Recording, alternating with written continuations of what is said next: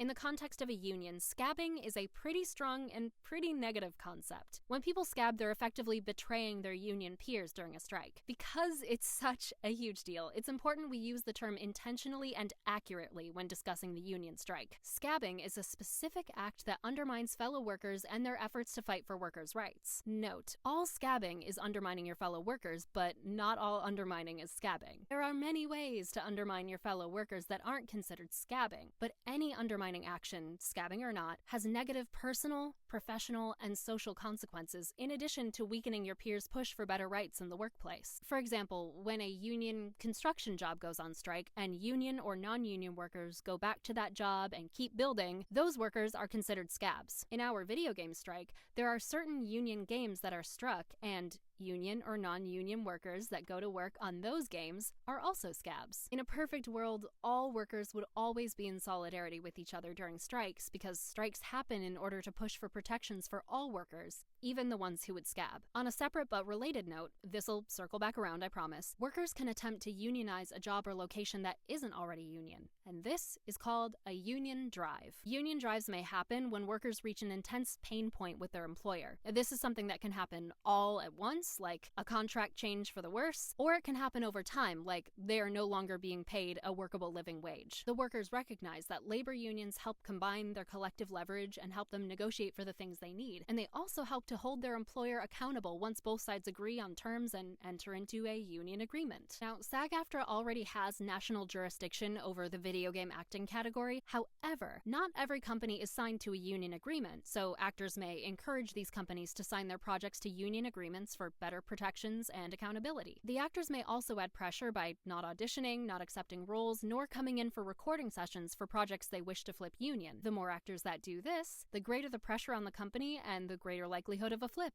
which means more working protections for actors and more accountability for the company. On the other hand, the more actors that audition, accept roles, or continue to go in for the project, the less likelihood of a flip. Union members are already bound by a commitment to their union to not work on non-union jobs ever. This is called SAG-AFTRA Global Rule 1. Aside from it being just a rule, though, union workers know that if you're willing to work for less protections and accountability than what's offered in a union contract, there's no reason for your employer to give you a union contract in the first place. Because of how labor demand works, saying no to a non-union contract makes it more likely you'll get a chance to work on a union one in the future. This is always true, and it's how union actors apply pressure to keep or increase the amount of union work that's out there. But it's especially important during a strike, when there are companies actively fighting against workers' needs. Another important but tricky detail about the strike is that because of a unique piece of language called Side Letter 6, which is a contractual fragment left over from the SAG and AFTRA union merger, union games that started recording before the strike are technically allowed to continue recording, even though they're on old union contracts that don't contain the AI protections that SAG-AFTRA is currently striking for. Let's plug this back into our construction job example. If Side Letter 6 existed in the construction world, union construction jobs that started work before the strike would be allowed to continue. But projects on the same old contract that hadn't started before the strike would not be allowed to start. If workers decided to continue work on these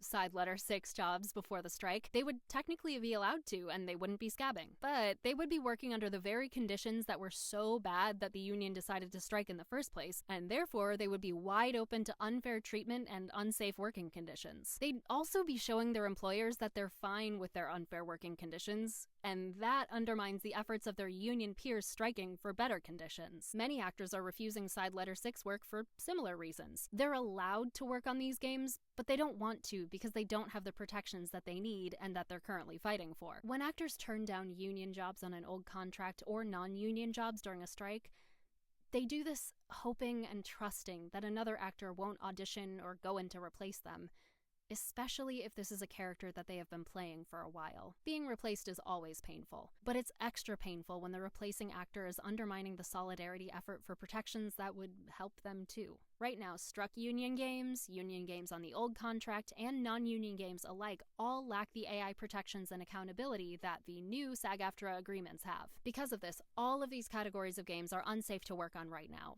and many actors are turning down work on all of them in order to push for solid protections for themselves. To sum it all up, yes, scabbing, which is working on a struck union game, harms the strike. But if you're working on a non-union game that actors are trying to get to flip union, or you're working on a union side letter 6 game that actors are trying to get to sign a new interim or independent union agreement, or you're a union actor working on a non-union game, all of those actions are different ways of undermining your fellow workers who are striking in order to get themselves and you the protections you need during a time of rampant AI abuse. And you might not know about or see the effort that your fellow actors are putting in to fight for you and themselves during the strike. And that's why right now, during this strike, we think the best and surest way to show solidarity with your peers is to only work on games that have signed an interim or independent SAG-AFTRA union agreement, and to hold the line on anything else.